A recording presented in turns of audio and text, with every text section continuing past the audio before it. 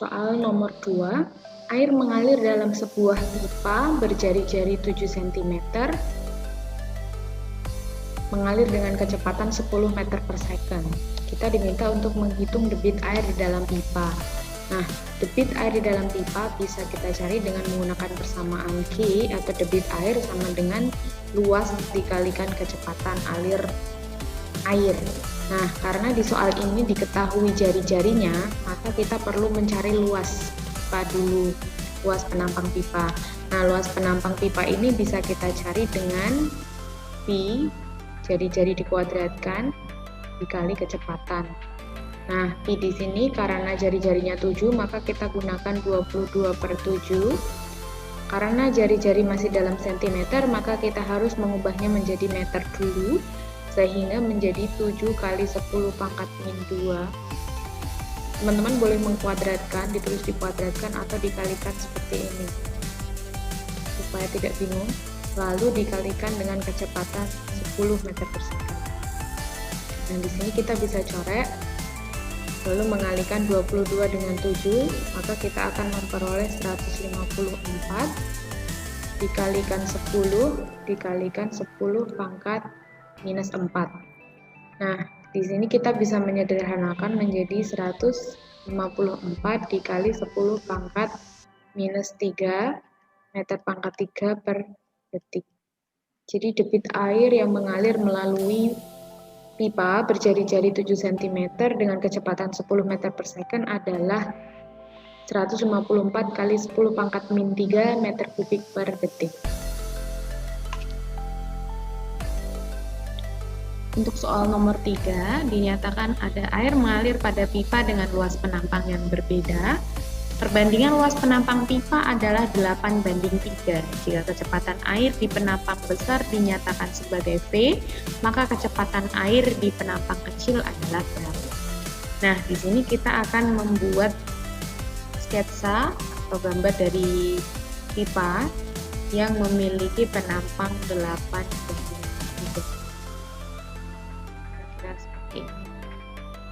Ini penampangnya, luas penampangnya 8, dan di sini luas penampangnya 3. Ini A yang besar 8, dan ini A yang kecil. Kita misalkan A kecil di sini ya, dinyatakan di soal perbandingannya 3. Kemudian kecepatan air di penampang besar, kecepatan di sini dinyatakan sebagai V.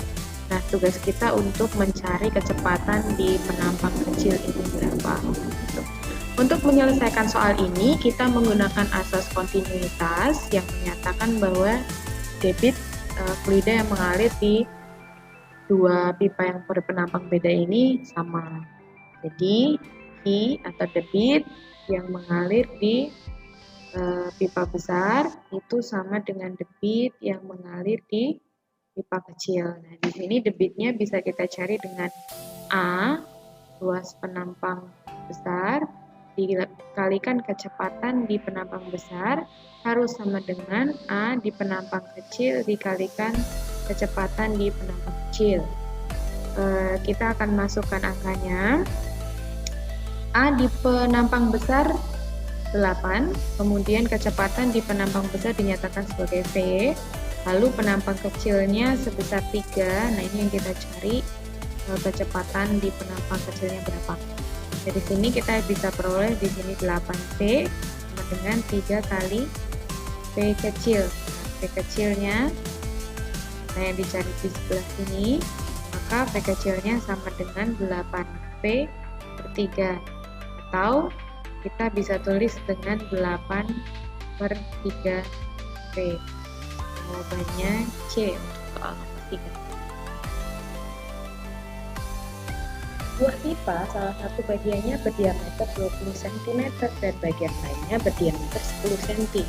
Jika laju aliran air di bagian pipa berdiameter besar adalah 30 cm per second, maka laju aliran air di bagian pipa berdiameter lebih kecil adalah. Nah, di sini kita akan mulai dengan membuat sketsa pipa dengan dua diameter yang berbeda. Kita misalkan ini pipanya, Jadi di sini pipa dengan diameter 20 cm. Kemudian di sini pipanya dengan diameter 10 cm. Jika laju aliran air di pipa berdiameter besar, berarti di sini 30 cm per second, maka laju di daerah sini berapa gitu.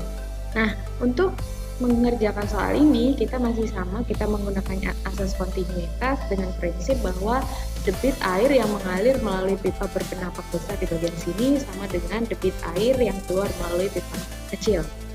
Jadi debit atau Q di pipa yang besar itu sama dengan debit atau Q di pipa penampang kecil. Nah, di sini kita akan karena di sini yang diketahui adalah diameter pipa dan kelajuan, maka kita akan menggunakan persamaan luas penampang kalikan kecepatan yang untuk menyelesaikan soal ini, atau V kali A juga boleh. Nah, di sini untuk luas penampang, karena ini pipa, sekali lagi dia penampangnya berbentuk lingkaran, maka kita akan mencari dengan menggunakan rumus luas lingkaran. Rumus luas lingkaran itu teman-teman bisa menggunakan I R kuadrat, atau dengan rumus satunya menggunakan diameter ya. Nah, di sini karena yang diketahui diameter, maka teman-teman bisa mencari jari-jarinya dengan setengah dari diameter. Oke, kita akan melanjutkan di sini. Jadi untuk luasnya di sini kita akan menggunakan pi r kuadrat dikalikan p, kemudian di sini pi r kuadrat dikalikan p kecil. Karena pi-nya sama maka kita bisa coret. Kemudian r kuadratnya untuk di luas penampang besar adalah 20 cm diameternya, maka dari jarinya setengahnya aja, jadi 10 kuadrat dikalikan p di penampang besar 30 cm per second. Kemudian untuk jari-jari di pipa kecil setengahnya dari diameter, yakni 5 kuadrat dikalikan P. Kita yang mau kita cari adalah P ini. Tinggal kita kalikan, atau kalau saya boleh ngeram, teman-teman tidak perlu mengalikan, nanti kita coret aja bagian atas dan bawah gitu ya. Kita tulis di sini 100 kalikan 30 sama dengan 5 kuadrat 25 dikalikan P. Kita pindah luas P ke sini. Nanti berarti 100 kali 30 per 25. Nah, daripada kita tadi menghitung jumlahnya banyak, tinggal kita coret saja seperti ini. Di sini 1, di sini 4. Jadi untuk kecepatan di pipa penampang kecil adalah 4 kali 30 atau 120 cm.